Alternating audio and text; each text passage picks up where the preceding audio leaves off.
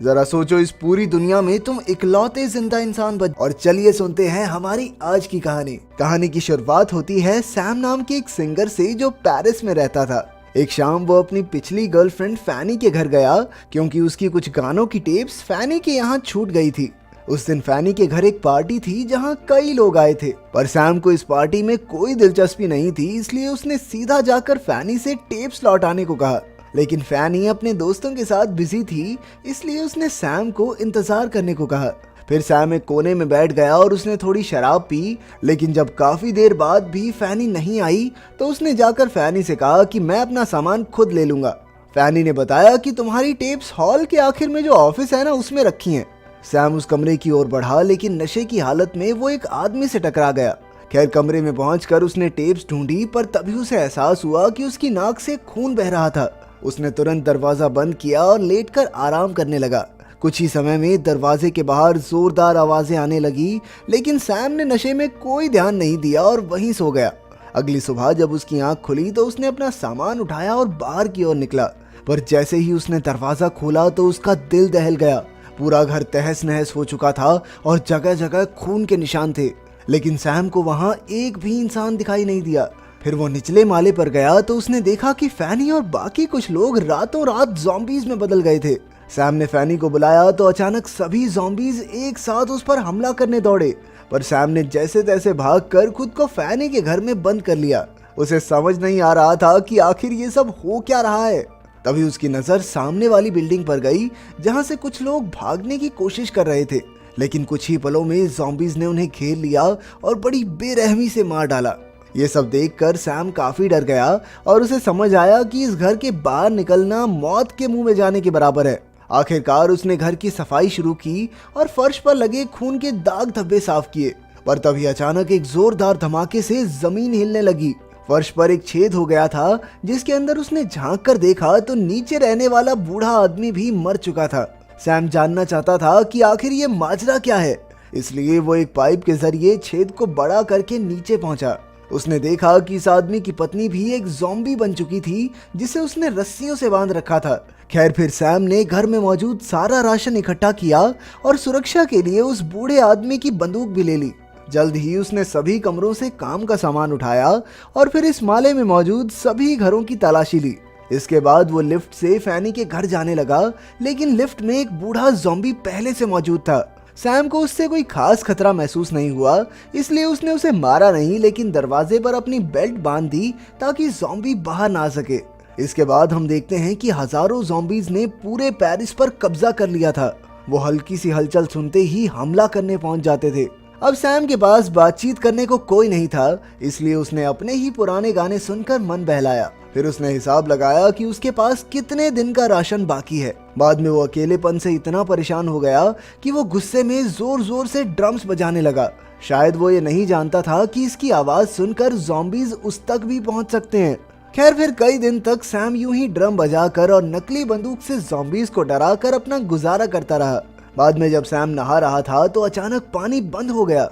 अब उसे खुद पानी का जुगाड़ करना था, इसलिए उसने काफी सारे डब्बे, बाल्टियां और बॉटल्स छत पर रखी ताकि अगर बारिश हो तो उनमें पानी इकट्ठा हो जाए। फिर रात को जब वो सो रहा था तो उसने एक भयानक सपना देखा जिसमें ज़ॉम्बीज उसके कमरे में घुसकर उसे मारने ही वाले थे, और तभी अचानक उसकी आंख खुल गई। खैर, जैसे तैसे दिन गुजरे और सैम का अकेलापन उसे अंदर ही अंदर खाने लगा। उसे किसी साथी की जरूरत थी, इसलिए मजबूरन वो लिफ्ट में बंद ज़ॉम्बी से ही बातें करने लगा। उसने इस ज़ॉम्बी का नाम एल्फ्रेड रखा। फिर एक दिन जब वो ज़ॉम्बीज पर निशाने लगा रहा था तो उसे लाशों के बीच एक बिल्ली घूमती हुई नजर आई। अब उसे इस बिल्ली में ही अपना साथी नजर आने लगा और वो तुरंत उसे लेने दरवाजे तक पहुंचा।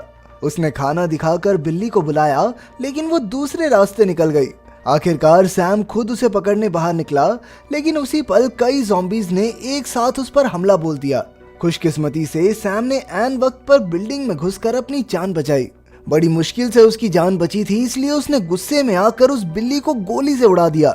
ज़ॉम्बीज से भागते हुए उसके पैर में चोट लग गई थी और अब वो काफी घबरा रहा था, क्योंकि अगर किसी ज़ॉम्बी ने उसे काट लिया होगा तो वो भी जल्द ही एक ज़ॉम्बी में बदल जाएगा। उसने सोच लिया था कि वो ज़ॉम्बी बनकर तो नहीं जिएगा। बाद में जब उसकी आंख खुली तो उसने देखा कि उसके शरीर पर थोड़ी बहुत खरोंचें थी। आखिरकार उसकी सांस में सांस आई और वो पागलों की तरह हंसने लगा। फिर कुछ महीने बीते और अब सर्दियों का मौसम शुरू हो गया।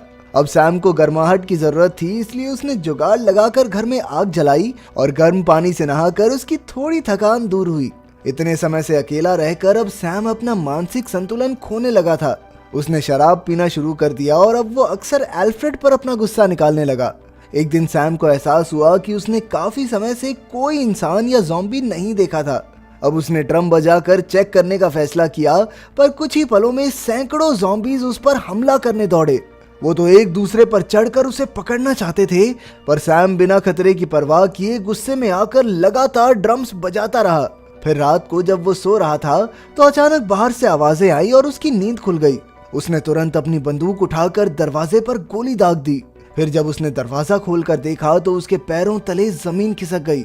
उसकी गोली एक औरत को लगी थी जो उसकी ही तरह ज़ॉम्बीज से बचती बचाती यहाँ तक पहुंची थी। सैम को बहुत पछतावा हुआ और वो तुरंत इस लड़की को उठाकर अपने बिस्तर तक ले आया। फिर उसने बड़े ध्यान से गोली निकाली और उसके जख्म पर मरहम लगाई। बाद में उसकी नजर लड़की के बैग पर गई, जिसमें उसे एक काफी लंबी रस्सी और एक हुक मिला। तब वो समझा कि ये लड़की रस्सी के जरिए एक छत से कूदकर दूसरी तक पहुंची थी। खैर अगली सुबह जब सैम ने देखा तो वो लड़की धीरे धीरे ठीक हो रही थी। उस लड़की ने अपना नाम सैरा बताया। वो दोनों बातें करने लगे और सैरा ने बताया कि उसने और भी लोगों को देखा है जो ज़ॉम्बीज के हमले से बच निकले थे, लेकिन अकेलेपन और डर की वजह से काफी लोग अपना मानसिक संतुलन खो चुके हैं। सैम ने भी उसे बताया कि उसने कैसे कैसे यहाँ अपना समय काटा है। फिर उसने सारा को एल्फ्रेड से मिलाया और बताया कि कैसे वो अक्सर एल्फ्रेड से बातें करके अपना मन हल्का करता था। खैर जैसे जैसे समय बीता सैम और सैरा इकट्ठे समय बिताने लगे और एक दूसरे के सुख दुख के साथी बन गए। वो अक्सर मिलकर गाना गाते और साथ में खाना खाते। फिर शाम को सैम एल्फ्रेड से मिलकर उससे अपने दिल की बातें करता। कुछ दिन बाद उसने राशन का हिसाब लगाया तो पता चला कि राशन जल्द ही खत्म होने वाला है। आखिरकार वो बिल्डिंग के सबसे निचले घर तक पहुंचा जहां कई ज़ॉम्बीज रहते थे। सैम ने दरवाजे में एक छेद किया और फिर अपनी बंदूक के जरिए सभी ज़ॉम्बीज को मौत के घाट उतार दिया। इसके बाद वो अंदर घुसा और उसे जो भी राशन दिखा उसे उठाकर अपने साथ घर ले आया। लेकिन घर में उसे सारा कहीं दिखाई नहीं दी और काफी देर तक ढूंढने के बाद वो छत पर पहुंचा। उसने देखा कि सारा एक कोने में उदास बैठी थी।